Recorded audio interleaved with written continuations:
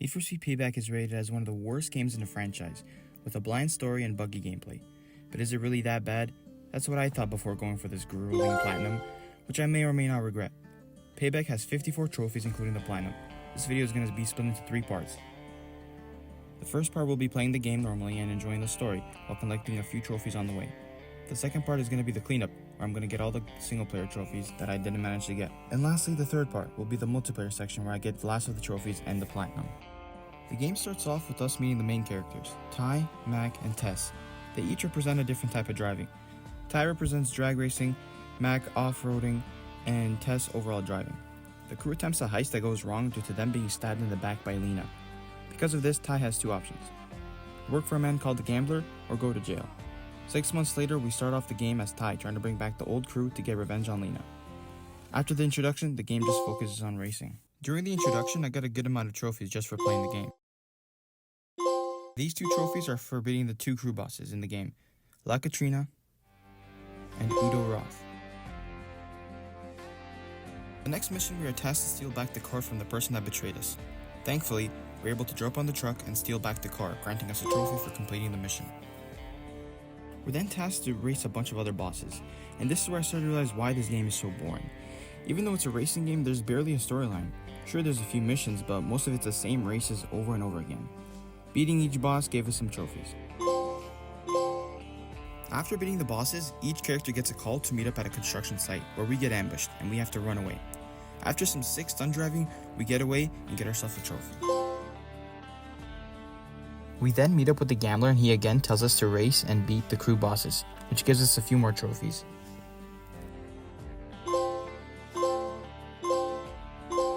The crew makes a plan to steal 2 cars from the people that have been hunting him down. These 2 cars are highly expensive, but they managed to pull it off, giving us another trophy. And while doing that mission, I earned a trophy for taking down 100 pursuit cars. After all that work, we are given yet another set of bosses to race, and to beat for the 3rd time, but at least we get a few more trophies for the trouble.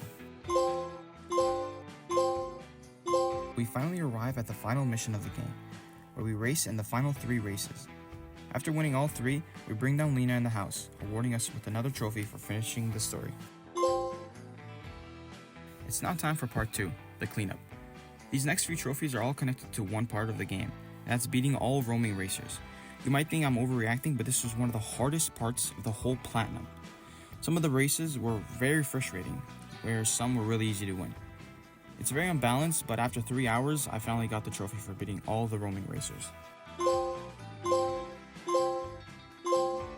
I decided to take a break and go for some easier trophies, like winning a race with the Koenigsegg and many other easy to get trophies.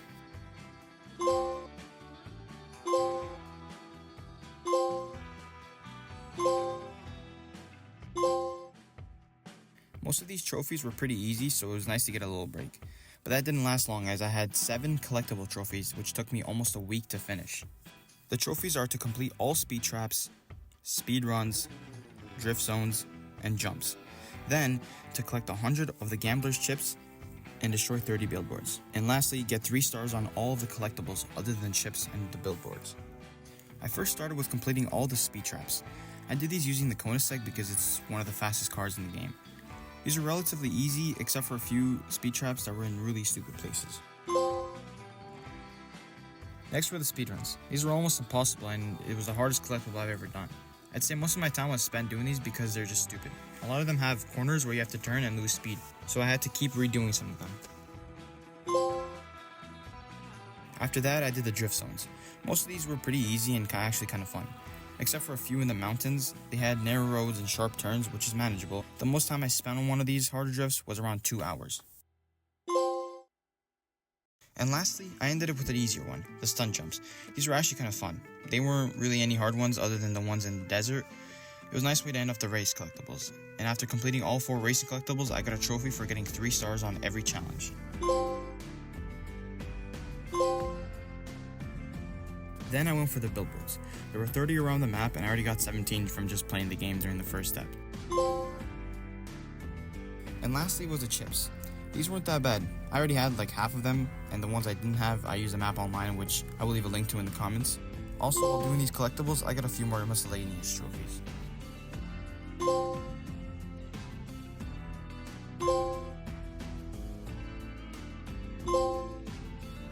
2 more trophies left until the platinum, I started the third part, multiplayer.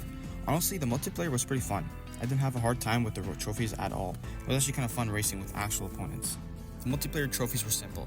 I had to complete all 5 events in a single speed list and complete 10 events in the ranked speed list.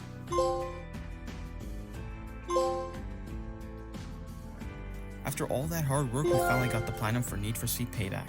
This game is at 5 out of 10 difficulty with an estimated completion time of about 50 hours. I managed to get the platinum in 49 hours, so PSN profile wasn't far off.